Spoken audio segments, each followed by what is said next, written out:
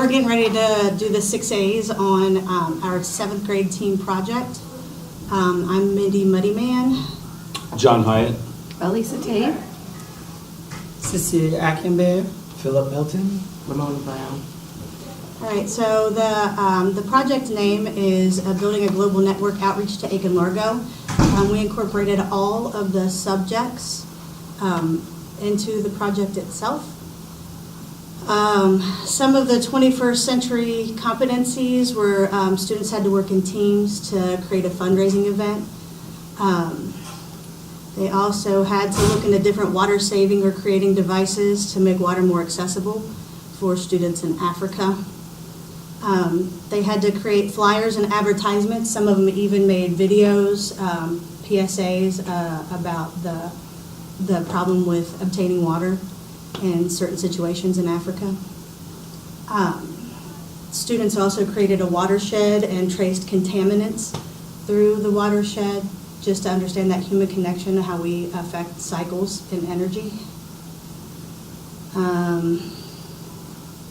So the summary of the project is in 2014, Aiken New Tech raised the funds to build a school in Sierra Leone, Africa.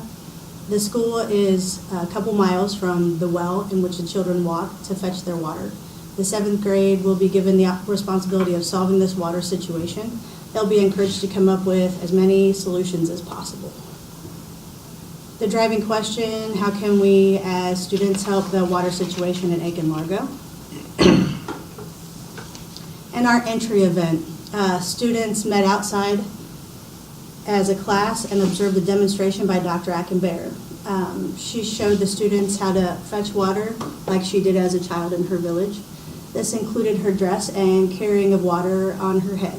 The students then took turns trying to carry water the same way she did.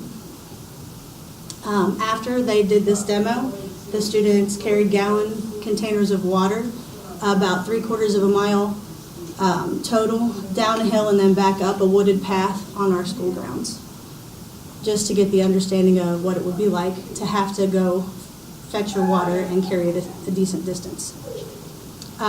Some of the products that we did, permeability and porosity virtual labs and wet labs. We also came up with the best solution for solving the water problem. We created a booth to raise money. The children traced a contaminant in an activity called Poison Pump. The students also practiced porosity and permeability in a wet lab. They built a watershed. And all of these things pretty well connected into cycles in nature and societal impact. The public audience that we used for this particular project was the whole entire community around the school. We did all calls and tried to incorporate the community around to come in and support the fundraising effort. The students also outreached at church and different local stores, putting up flyers that they created to try to get interest in their fundraising event.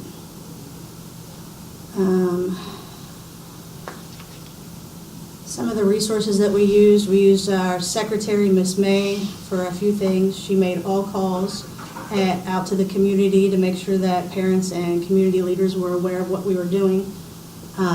We used the media center in our school to have a full class fundraiser. And we also used Mr. Toll, our facility maintenance, to help us set up and break down. So pretty much the kids were responsible for bringing in everything that they created to sell in the fundraising event at the end. We had anything from kids grilling burgers and dogs to games that the kids had created, and that people that played would get prizes if they won. Reflection methods that I use in my class, and you guys can chime in if you use other reflection methods. I do daily journal responses that we also discuss as a whole class every day. And I also do pre and post assessments, and then we talk about the growth that the kids had during those tests. You guys have any other reflection methods that you use for the students? Similar journaling. journaling. Internal reflections. Exit tickets on the daily activities. Alrighty, so now we're getting to the part where we're talking about the content of the project. So we'll start with humanities. That's language arts and social studies. In humanities, we blend together ancient world history as well as English language arts. During this time period, we were working on ancient Roman history, and we were also working on argumentation. So we looked at ancient Roman history for their ability to create an argument. And from that standpoint, we looked at how the Romans used water and how it relates to the use of water today. And then we looked at how the UN had passed a resolution that water was a human right. And we eventually built to an argument where students had to decide as a, Both sides Yeah. of the argument, whether or not it is our responsibility as citizens to provide clean drinking water to those in need. and during this process, we had to review what claim, evidence, and reason was, primary and secondary documents, public speaking. We looked at how ethos, pathos, and logos worked, not only in text, but in informational text and in visual commercials. And then we tied that all back to a reading of A Long Walk to Water, which kind of made the whole project more, I think, personable and real. Tangible for the students. It was about a boy around their age, so they were able to relate to the character and see within that character possibly what students at the sister school in Africa were facing. All right. Next is science. We researched water contaminations. We had a P&G person come in from their division that does outreach, and they've created packets that can clean 10 liters of water. It's a very, very small packet. She did a demo for the kids and showed them how stirring water for 5 minutes, this solution would actually absorb the contaminants and sink to the bottom of the water. And then the students also built a watershed and traced contamination. We called it the zombie apocalypse in science, but so a zombie virus through a watershed. It made it very tangible for the kids to actually observe the contamination and human impact on an actual existing watershed.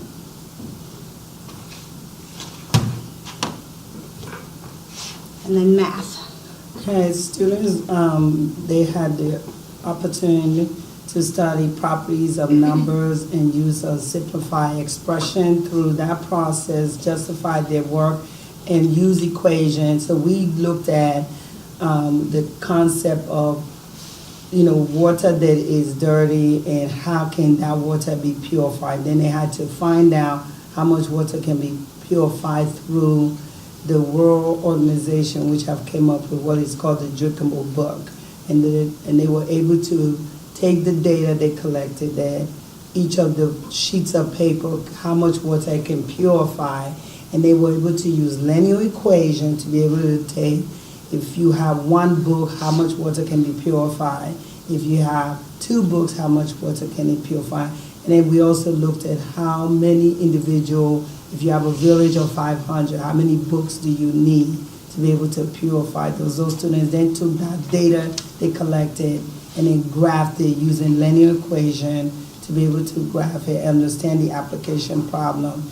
In addition to graphing the linear equation, student constant rate of change, how much change that occur from taking the data they collected and graphing it, and see how the more books you have, the more individual that can be saved, and purified water amount will increase. In the other math section, we focused on proportional reasoning and unit rate. The students used information that we had based off of emails that informed us how much water was collected every day and how many people live in the village, to try to answer the question, how many ounces of water does every person in the village use? They also solved the question of if we needed to raise $6,000 for a well, which was the bid that was given us through an email, then how much would each student be responsible for in the 7th grade? And they also used proportional reasoning to create school-wide and individual fundraising thermometers that showed the percentage that students had raised compared with how much money they had raised. So that our focus was mainly in unit rate and proportional reasoning. Ms. Brown, we'll talk about the other science section. In the other science section, we broke down our project into 4 benchmarks with a culminating event. The first benchmark dealt with groundwater versus surface water. So they had to learn about the differences between groundwater and surface water, and we did several activities on that angle so they could understand what the purpose of science had to do with the Sierra Leone project. The second benchmark dealt with the water situation that was actually happening in Sierra Leone. We talked about the geographics of the area. They did activities with the map and just did research on what was actually happening in Sierra Leone with the people. So they did a whole benchmark on that area. For the third benchmark, they did how to build a well. So they were basically looking at what components they needed to build a well, since that's what the ultimate goal is to have happen in Africa. So they did various activities on how to build a well. So they looked at drilling videos and saw them actually building wells. And then the benchmark 4, they actually dealt with building the well. What do they need to do to, well, actually not building a well, but what project, what fundraiser they wanted to present to raise money. So they spent benchmark 4 learning about how to have fundraisers and what it would take in order to make money for a situation. So they did a whole benchmark on how to run a business per se. So, and what ideas they wanted to come across with that project. And then finally, the last thing, they had to figure out, well, they didn't have to figure it out. The team decided that we were going to all culminate our activity in the media center with a big fair. So all the children took their ideas, involved their parents and various people to help them accomplish their goals. So they got all their information and all their materials, and we set up booths, and they presented their idea and sold their merchandise. All right, and ultimately, we raised just over $1,000 of the $6,000 that we needed, and the rest of the school is still incorporating different fundraising strategies. And if they reach their goal, for instance, the 8th grade team is contributing money over their Project Linus project that they earned to our cause of building a well in Africa. So I guess we need to do the A's now. So authenticity. Authenticity. Well, I know, And we do have like, what, 5 or 10 minutes left. I believe so. I know that we had brought some people in from the science department from P&G. We also had the unique privilege of having someone on our staff who had been born and raised in Africa, and that allowed us to have a real taste of authenticity as it comes to delivery of water to people's homes in Africa. So I think that was very helpful. We reached out to people from Toastmasters that I talked to. We've talked to other people around the community on donating all the different gallon containers that we used in order for our launch event to get the water up and down. And then we also had people that were helping monitor our, was it a mile? I think we walked a mile. We had the kids walk a mile to kind of recreate that. So I think all of that kind of led to the authenticity. The second A was academic rigor, correct?